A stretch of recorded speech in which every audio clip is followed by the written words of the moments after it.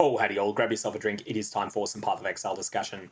During progression through Act 2, you'll be forced to make a choice that will impact your character in the long term, and that is how you want to handle a quest to deal with the bandits. You're given 4 options. In order to progress through Act 2, you need to complete this quest. You can either complete it as Eramir originally intended, which is to kill all 3 bandit lords, and if you do that, which is a solid choice, you'll get 2 passive points to spend on the tray. On the flip side, you can choose to sell Eramir out, and you can line up with one of the bandits. If you line up with Kraityn, you will get some attack speed, move speed, cast speed, and chance to avoid elemental ailments. I don't recommend ever taking this except on meme builds, and the reason is that you just don't get enough of these stats to justify missing out on 2 passive points. Oak is the second choice that we can dismiss out of hand. Oak will grant you a small amount of life regen per second. Oak will also grant you physical damage reduction and will grant you some physical damage.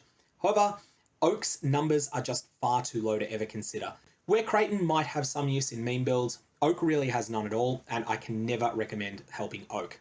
Where I think a lot of veteran players go wrong is that they look at their character and how it's going to perform when they're at level 95, 96, 97, and at that point they decide, well, I need the 2 passive points because that gives me more than Alira does, and so I'm going to help Eramir. I'm going to kill all 3 bandits, and I'm going to do that from the start of the game. Even if you decide that at very, very late game you want to help Eramir, early on you can help Alira. Helping Alira will grant you 5 mana regen per second, which is a huge deal until you start getting access to some true endgame mana solutions. Additionally, 20% global critical strike multiplier may not apply to your build, but to most builds it's something, and to critical strike builds it's fantastic. And you get 15% to all elemental resistances. You've got to get them somewhere. Any source of resistances is going to have an opportunity cost, and helping Alira is one of the lower opportunity cost ways of getting your resistances sorted. Helping Alira means that you have less pressure on the suffixes on your rings and your amulets and your belts, which means that you've got more options to fit a powerful unique in there, or alternately to use rings or amulets or belts that have offensively minded suffixes. So for that reason, I would suggest that you help Alira during progression. Then when you get to endgame, you can just simply respec your choice.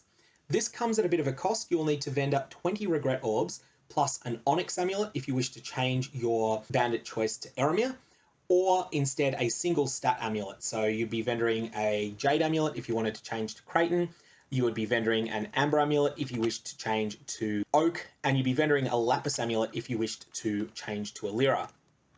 So vendor that in one transaction, the 20 regrets plus the amulet. Doesn't matter about the stats on the amulet, and you'll receive a Book of Remorse. Read that Book of Remorse and your rewards for this quest will be changed. So in short, I recommend at league start, help Alira unless you have a very unusual build. And then when you get to endgame, seriously consider changing away from Alira and changing to Eramir, because that tends to be the best choice. But you don't really need to factor this in until you're definitely at least level 90 and maybe 95. Alira is great until then because she'll solve so many issues with mana that she's worth her weight in gold. Even if Eramir is ultimately the best choice for your build in the long run, the extra character power that you will have through all of the acts and through early and middle tier mapping by helping Alira will save you far more time than it will take you to farm up the requisite 20 regret orbs once you're solidly at endgame. That's all I've got. May your Val orbs have interesting results.